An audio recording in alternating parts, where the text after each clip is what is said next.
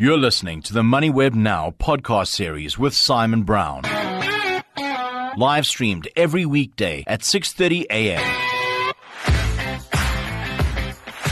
It's Friday, 17 July. I'm Simon Brown, coming at you live and loud from the Moneyweb Global Headquarters in Johannesburg, South Africa. On the show today, Lisa Frion, she MD of Merchant West Investments. BHP Group update yesterday. It really is all about copper and iron ore, and these are the minerals of the future in many ways. I want to get thoughts on BHP, but also Anglo-American. Is there perhaps a preference? And if we have a moment, Karoo Q1 results. Any thoughts on that? Khelo Giosi from First Avenue Investment Management on his flying geese theory on EM domestic champions taking their business overseas. And then thoughts from me on the IPO hype cycle and how it seems to be throwing retail investors under the bus the last couple of months. This podcast is brought to you by Stanlib Asset Management. Invest in more global opportunities through their partnership with JP Morgan Asset Management. Morning headlines: Moneyweb, Toyota's multi-billion rand vote of confidence in SA, but it still wants policy change, says it won't be able to increase the level of local content in the new Toyota Hilux without the change. Business Day, SA has edge in critical minerals, but logistics hold it back, says Moody's. Rating agency says country captures only a fraction of the value from its mineral wealth. Morning markets, US has red, S&P down 0.5%, Nasdaq 1.6% lower. The East is all red. We've got Sydney down 0.4%, Tokyo having a pounding off just over 4%, Hong Kong rather down 2%, Tencent 3.8% lower. Commodities all red, gold futures $4,002 an ounce, Brent 84.81, platinum 1,619, palladium 1,252. The rand is 16.46 and Bitcoin is 63,600. Top 40 opening call, red open 1,030 points down or 1% lower. Moneyweb Now, on the money. Also available on podcast. Chatting now with Lisa Frion from Merchant West Investments, where she is, of course, the MD. Lisa, appreciate the early morning time. BHP Group coming out yesterday. Record iron ore, copper. I thought it's a 2 million tons mined. Giant numbers all round. Your thoughts? Because I think it's fair to say that these are two of the important minerals going forward. Copper is everything around AI, whether it be chips or memory or whatever. And, of course, iron ore is still, without it, nothing gets built. Thoughts on the update? Agree. Morning, Simon. And what we are seeing is there's two different stories here. There's a copper story and there's an iron ore story, and they're actually telling very different expectations. So BHP, they did release their results yesterday, and it looked quite like a strong finish. So they produced 2 million tons of copper and also record iron ore. But I think what was really interesting about the result was actually the price, and not so much the volume numbers, because when we look at that copper price, their own copper price was up about 35% on the year. So they got paid really well for what they have been mined. And BHP, they did guide that actually they would produce a bit less copper because the grades that they are producing in that big Escondida mine in Chile is actually falling. So you've got these falling grades, falling volumes, expectations, but now you're in an awkward position because the copper prices are increasing.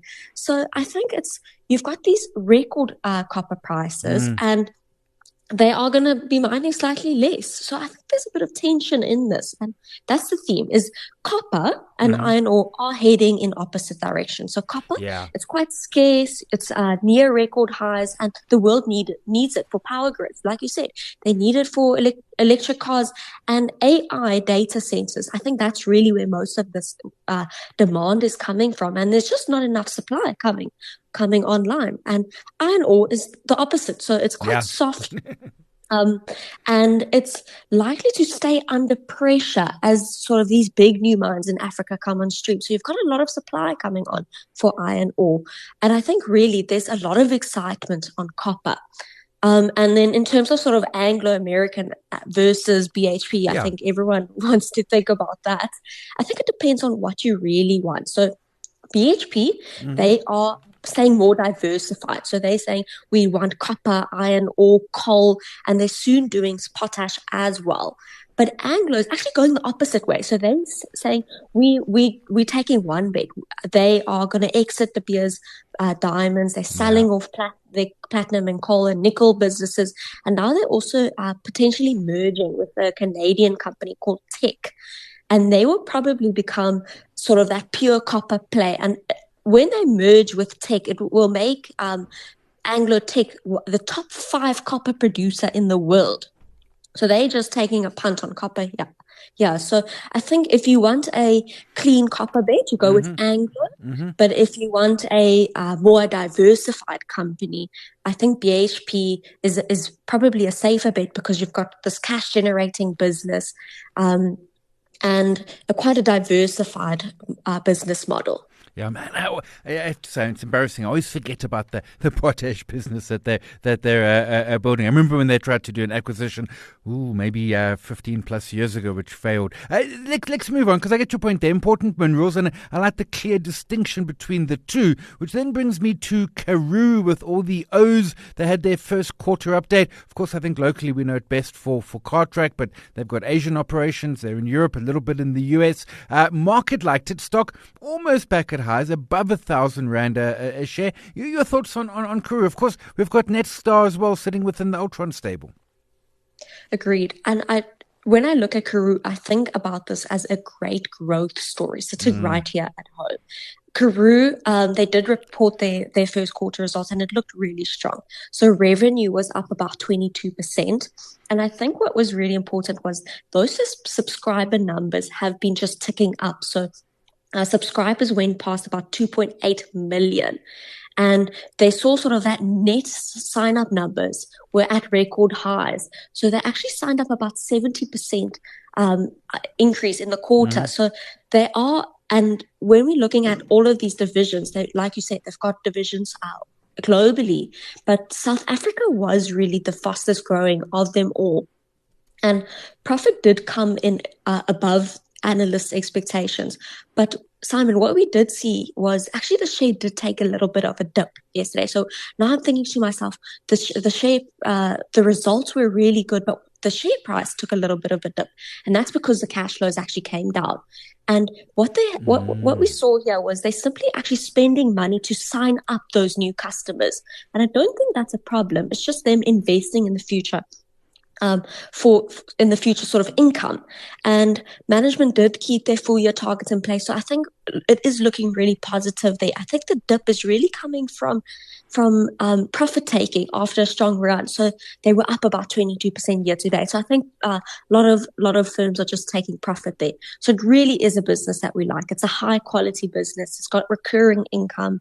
The profits are real. They did have a bit of a negative sort of result because of the Rand strength. Yeah. So, yeah. And I think they're just quietly compounding year over year. So really good business from Zach Callisto. Yeah, absolutely. I mean, I chat with Zach. I mean, to your point, they spend on acquiring customers, but they make money from those customers. So it's an upfront expense, but that revenue and the profit does absolutely, we can see it in the numbers. We'll leave it there. Celissa Freun, she is MD Merchant West Investments. Appreciate the early morning time this morning. And our poll today on LinkedIn is back to that BHP Group results as they concentrate on that iron ore, on that copper, two of the minerals for the future. But is it best in class? Have your vote, have your say. LinkedIn. Let your money weather the storms with Stanlib Asset Management. Invest in the Stanlib Global Select Fund, a diversified all-weather equity portfolio submanaged by JP Morgan Asset Management. Moneyweb now on the money. Chatting now with Hello Giosi. He is CIO at First Avenue Investment Management. Hello, always appreciate the time. Your flying geese theory, you were recently in London. You were presenting on this. You're talking around sort of emerging market domestic champions when they solidify their base at home and then take the business overseas. Talk to me broadly about the concept here. In essence, what you're saying is they kind of get really good at what they do before they look to spread the wings and take on more global opportunities. Good morning, Simon, and thank you for having me, by the way, as usual.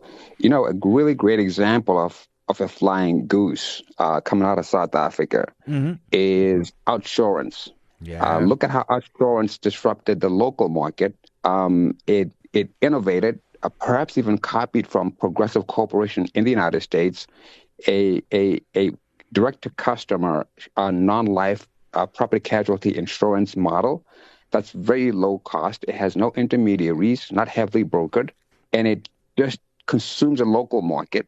Santam realizes, oops, I am heavily brokered. I have to have a similar model. They start my way, but by that time, outsurance has dominated their local market so much with very high underwriting margins between 20 and 25%. And then they go to Australia. They take their competitive advantage. You have to take competitive advantage. You can only compete on your competitive advantage. They take it to Australia. They dominate there. Then now they're in Ireland, and they just keep taking this competitive advantage that allows them to dominate the profit pool in their industry all around the world. And this concept really came from an economist called Akamatsu back in 1939 when he described what Japanese companies were doing to first develop in textiles, and then steel, then automobiles, and then chemicals, and then electronics. And then companies like Sony started to fly outside of Japan, went to Southeast Asia, went to newly industrialized economies like Singapore, like South Korea, and now Vietnam and so on.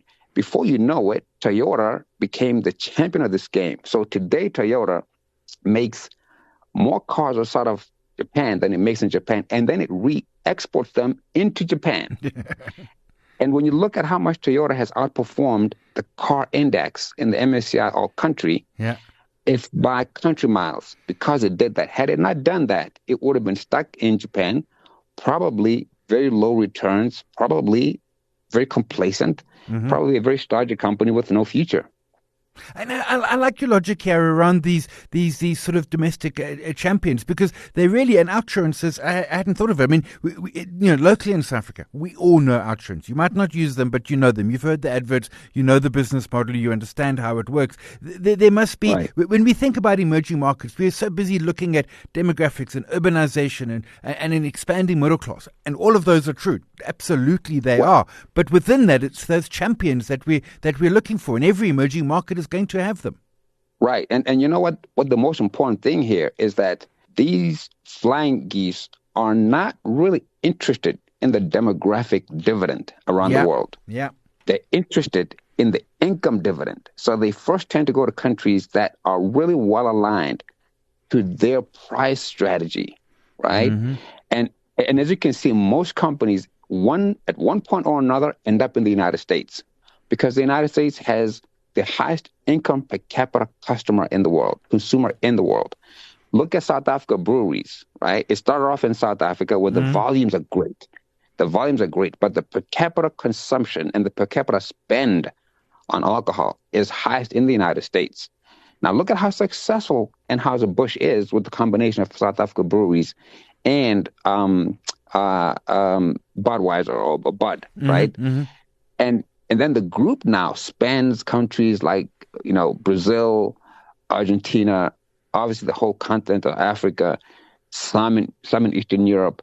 And this is pursuing not just the numbers of people who drink, but the ability to spend and direct, and then compete for share of customer wallet. And that's a point I hadn't thought of, is that selecting the country to which they go to is instructively important. Think again back to outsurance, Australia, now looking at Ireland. The new market is critical in terms of getting it right. Well, I mean, think about why ShopRite, what a dominant business ShopRite is, by the way. But think about why ShopRite expanded so rapidly into the rest of the continent and then had to come back, had to unwind most of its expansions. I think ShopRite only now makes, about 5 to 8% out of the rest of the continent. This is the reason. It's because the logistical costs of taking a food product from here to Nigeria outweighed the benefits of being in Nigeria. Yeah. So there was definitely no problem about demographics in Nigeria. Plenty of people, but the cost of food, because of the logistical problems you had to overcome, were just too high. So they said, you know what? We can't be delivering food so far away. How about we do 60-60? So they learned from that logistical nightmare that actually there's the last mile within South Africa that is just as profitable. Well, actually, even more profitable, but with less headache. So you learn some lessons from a failure, and then you turn those lessons into such a devastating competitive tool. Now look at 60-60. Yeah. Who can compete with that, really? Who can compete with that? The short answer is we're learning nobody. Bottles are struggling. I can't remember what Woolies even calls their one, and Spar. The short answer is, but I like that. They tried the distance, and then they realized it was at home. It was in that last mile. Right. And let me tell you something else too, Simon. The really beautiful thing about these flying geese is when we compare company by company across emerging markets. So you take Woolworths in South Africa, ShopRite in South Africa, compared to Walmart. If I were to tell you that over the past 20 to 30 years, actually, ShopRite outperforms Walmart on every metric. Yeah. Whether it's earnings growth, whether it's return on capital, whether it's total returns on the stock market, and you compare that, pound for pound. You compare ShopRite to Walmart. You compare OUTsurance to Progressive Core. You compare Standard Bank to Wells Fargo. You just keep doing that. You find that actually there are a few companies in South Africa and across the emerging markets that deserve a place in a global equity portfolio. You give up nothing but currency. So your only weakness is, what do I do with rand depreciation? But other than that, pound for pound, you have not compromised on quality at all. Yeah, I've run the metrics. I mean, ShopRite is just the best grocer in the world. I mean, it absolutely is. And as you say, it absolutely. Yeah, and it's easy. We leave it there. Hello, Gersi, CIO, First Avenue Investment Management. Always appreciate the early morning insights. Give you money, smoother returns for Stanlib Asset Management. The Stanlib Flexible Income Fund's agile investment process preserves and grows capital in all markets. Moneyweb now on the money. Some thoughts from me on the IPO hype cycle, and is it throwing retail investors under the bus? So I thought about this topic yesterday afternoon, timelines and shows. And then, of course, SpaceX scrubbed the launch of their Starship rocket after engine failure. That happened last night. But now suddenly, for the first time ever, we have launches that have share prices attached to them. But that's not the story I want to look at. Celsi, IPO price, 26.50. Now, 24.27. Optasia, IPO price, 19 Rand. Now, 14 Rand 50. Both of those ran after the IPO. They went higher, but they drifted low. SpaceX, just over a month ago, IPO price $135. What did it get to? 220. Closed last night, 131.11. Aftermarket, 126 and some change. You bought SpaceX at any point in the market. If you haven't sold, you've lost money. Now, to be clear, in all of those examples, there are people who bought, sold at higher prices, and are happy. But if you were a buyer and holder, you are underwater in all of those examples. And that, to be clear, is what we're seeing. Now, there are some exceptions. WeBuyCars and Boxer both worked incredibly well. But those were interesting. They were not a traditional IPO. They were exits by distressed owners. Transaction Capital and Pick and Pay. Bending Spoons out of Milan, Italy, a tech stock there. They're still above IPO price, but it's very early days. I think the lesson we're learning here is really simple. And to be clear, it's not a new lesson, but that IPO is less about opportunity to get into exciting new listings and more about exit liquidity event for existing shareholders. Go look at the Airbnb. I think Airbnb is flat over the 5, 6, 7 years of its listing. IPOs are exciting. They're thrilling, but seemingly they are not always good investments. That's it for today. Chatting with Perkley Radenhuis yesterday. He, of course, Herenia Capital Advisors. Luxury stocks after that strong Richmond numbers. We asked if you were holding any. Just over half said not for you. The rest split between, great sector and saying, selectively some luxury. Have your vote. Have your say. LinkedIn. This podcast is brought to you by Stanlib Asset Management. Invest in more certainty to navigate volatile market conditions. We're live every weekday morning, the Moneyweb website and the app, 6:30 a.m., podcast just after 7. Thanks to my team, Eddie Nobokle, Nicole, Sabu, to you for listening, my guests for their time. My name is Simon Brown. This is Moneyweb Now. We'll chat again Monday. AI, opportunity or source of risk? You've been listening to another Moneyweb Now podcast, posted every weekday at 7 a.m. on moneyweb.co.za. Moneyweb Now, on the money.